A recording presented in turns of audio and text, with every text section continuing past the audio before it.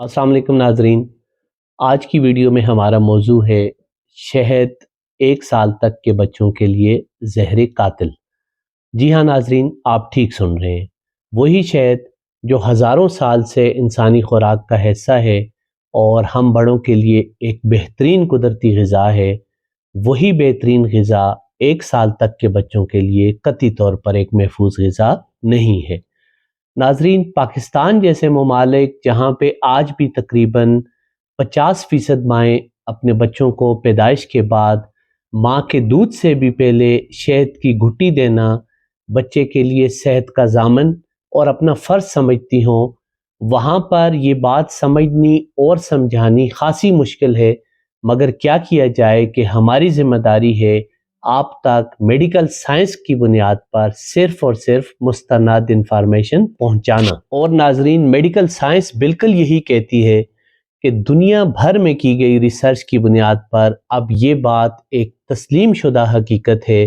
कि 1 साल तक के बच्चों के लिए शहद किसी सूरत भी एक महफूज ग़िज़ा नहीं है। यहाँ तक कि शहद के चंद कतरे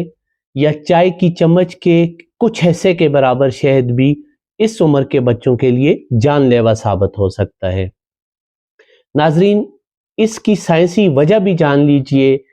कि शहद के अंदर अक्सर औकात क्लस्ट्रीडियम बोचुलिनम नाम के एक इंतहाई खतरनाक बैक्टीरिया के स्पोर्स मौजूद होते हैं। स्पोर्स से मुराद बैक्टीरिया के वो निहायत सख्त जान और गैर फ़आल बीज होते हैं जो गर्मी, सर्दी, खुश्की, नमी यानी हर किस्म के सख्त हालात को बर्दाश्त कर लेने की सलाहियत रखते हैं और मुनासिब माहौल मिलते ही दोबारा फ़आल होकर एक्टिव बैक्टीरिया की शक्ल में आ जाते हैं। नाज़रीन, शहद में ये स्पोर्स खेतों, खलियानों, पौधों और फूलों से शहद की मक्खी के ज़रिए शामिल हो जाते हैं। नाज़रीन, 1 साल से बड़ी उम्र के बच्चों और बड़ों के मजबूत मैदों की मजबूत तेज़ाबियत, उनके मैदे में मौजूद फ़ायदेमंद हिफाजती बैक्टीरियाज़ और उनका वेल डिवेलप्ड मजबूत मुदाफ़ियाती निज़ाम इन ख़तरनाक स्पोर्स को जिस्म में दाखिल होते के साथ ही बेअसर कर देता है। लेकिन 1 साल से कम उम्र बच्चों के कमज़ोर मैदों में और उनके नापुख्ता मुदाफ़ियाती निज़ाम में इन ख़तरनाक स्पोर्स को डिस्ट्रॉय करने की सलाहियत मौजूद नहीं होती, लिहाजा ये जल्द ही उनकी आंतों में एक्टिव होकर बोचुलिनम टॉक्सिन नाम का एक इंतहाई ख़तरनाक जहरीला मादा पैदा करना शुरू कर देते हैं, जिससे बच्चों में इन्फेंट बोचुलिज्म नामी एक इंतहाई ख़तरनाक बीमारी हो जाती है, जो कि न सिर्फ ये कि बच्चे को शदीद कमज़ोर कर देती है, बल्कि उसमें दूध पीने में दुश्वारी, हाथों पैरों का लटक जाना, सांस लेने में शदीद तकलीफ़, नीम या मुकम्मल बेहोशी जैसी इलामात के साथ साथ बाद संगीन सूरतों में ये बीमारी उन बच्चों में जानलेवा भी साबित होती है। और नाजरीन, आपको ये भी बताते चलें कि शहद में पाए जाने वाले ये स्पोर्स या बीज इस कदर मजबूत होते हैं कि रूटीन में शहद को साफ़ करने, उसे उबालने, फ़िल्टर करने,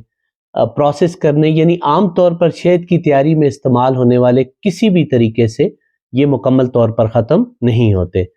नतीजतन शहद चाहे देसी खुला शहद हो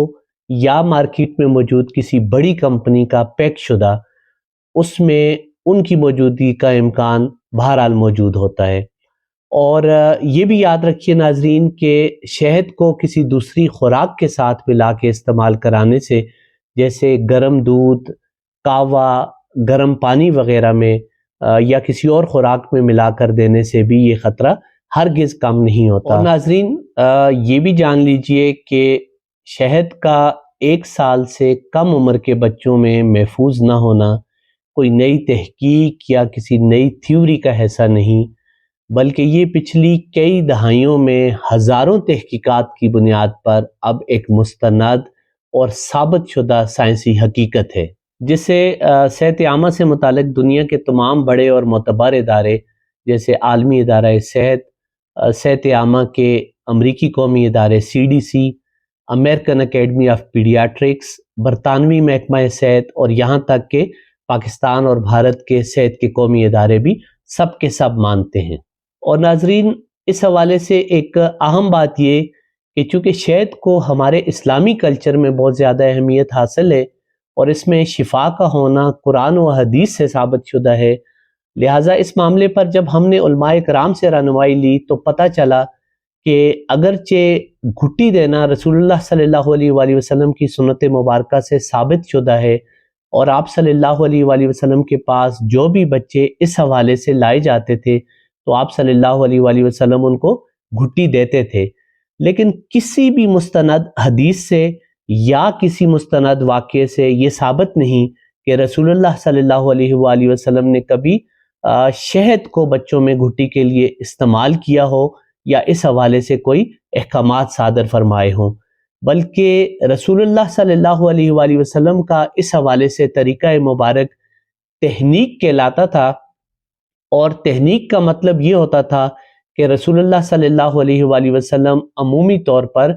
کھجور کو چبا کر اس کا معمولی سا حصہ اپنے لحاب دہن سمیت بچے کے اوپر والے تالو میں لگا دیا کرتے تھے۔ اور ناظرین، آج بھی سعودی عرب کے طول و عرض میں گھٹی کے حوالے سے یہی طریقہ رائج ہے۔ ناظرین، امید ہے کہ یہ تمام تر گفتگو آپ کو یہ پیغام سمجھانے کے لیے کافی ہوگی کہ اگر آپ 1 سال سے کم عمر بچوں کے والدین ہیں تو آپ کے بچے کے لیے شہد ایک محفوظ غذا نہیں ہے، لیکن ناظرین اس سب کے باوجود بھی محض ایک بالکل نئی انفارمیشن ہونے کے ناطے اگر آپ کو اس حوالے سے ابھی بھی کوئی شکوک و شبہات ہوں تو آپ اس پر خود مزید تحقیق کریں، مستند ذرائع سے پڑھیں تاکہ آپ کو مکمل تسلی ہو جائے، لیکن براہ کرم اپنے 1 سال تک کے بچوں کو شہد کا استعمال آج ہی سے بند کرا دیں تاکہ خدا نخواستہ آپ کی معمولی سی کوتاہی آپ اور آپ کے بچے کو کسی بہت بڑی آزمائش میں نہ ڈال دے۔ شکریہ۔